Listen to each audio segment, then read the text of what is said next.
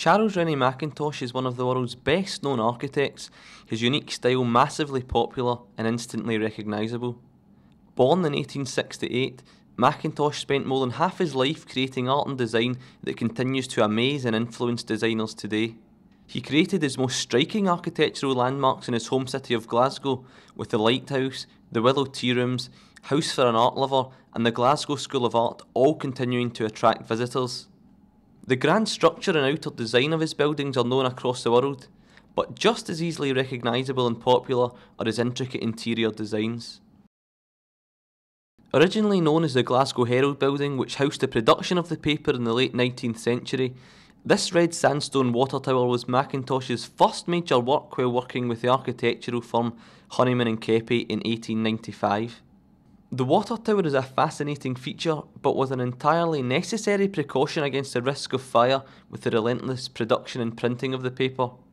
After decades of standing empty, the building was redeveloped in 1999 and became known as the Lighthouse. It contains an exhibition of MacIntosh's life and designs, and the staircase to the top of the tower provides spectacular views across the city centre. The hustle and bustle of Sauchiehall Street can make it easy to miss this MacIntosh classic, but while the Willow Tea Rooms may not be as immediately striking as some of his other work, on the inside is perhaps his finest contemporary design. The tea room was owned by Miss Kate Cranston, MacIntosh's most loyal patron, and in 1903 she gave him the opportunity to create an entire interior. At the time, the city was full of restaurants and tea room cafes, but Miss Cranston's shop stood above them all with her fascinating decorative style. The Willow was so exclusive that customers willingly paid an extra penny for the experience. Working closely with his wife, the artist Margaret MacDonald, they made the tea room a complete work of art in which the colour, furniture, hangings and even the waitresses' uniforms were part of the one vision.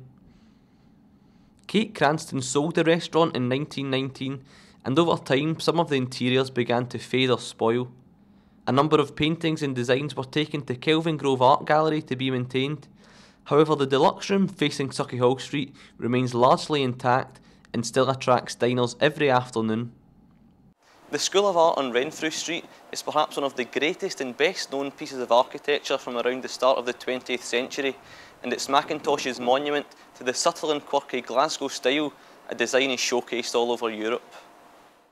Designed in 1896, pupils and staff moved in after the completion of the eastern half of the school 3 years later, but it was another decade before the entire building was completed. The world-famous building blends both classic and modern, Tudor and Art Nouveau, and perfectly demonstrates MacIntosh's genius for making something new and distinctive from a wide variety of sources.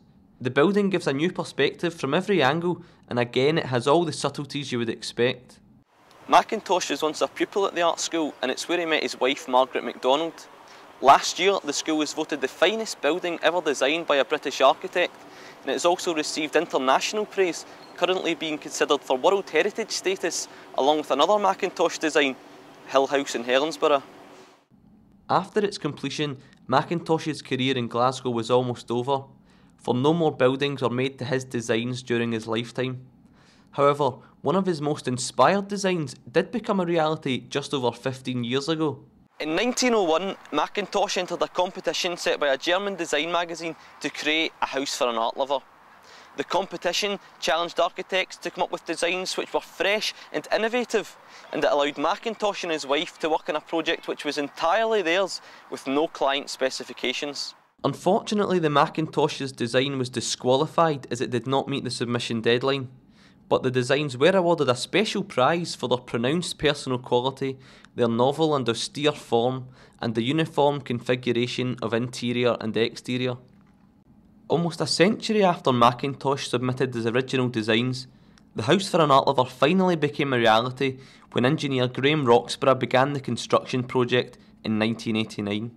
Recession slowed the building process, but it was eventually completed in 1996, thanks in part to collaboration between Glasgow City Council and one of MacIntosh's greatest creations, the Glasgow School of Art. The creation of the House for an Art Lover is perhaps the greatest tribute to MacIntosh. His designs remain so inspiring and popular that people want to bring them to life, despite being almost 100 years old. Looking at these fantastic buildings, it's hard to imagine, But MacIntosh never really gained the praise and acceptance he deserved in his home city during his lifetime. The completion of the School of Art was his last major work in the city before he moved to London with his wife. After more than a decade there, the couple moved to the south of France, but they were forced to return to Britain due to MacIntosh's ill health. In 1928, at the age of 60, MacIntosh died of throat cancer in London, but he left behind the greatest works of his career to his home city of Glasgow. Paul Ward, Evening Times.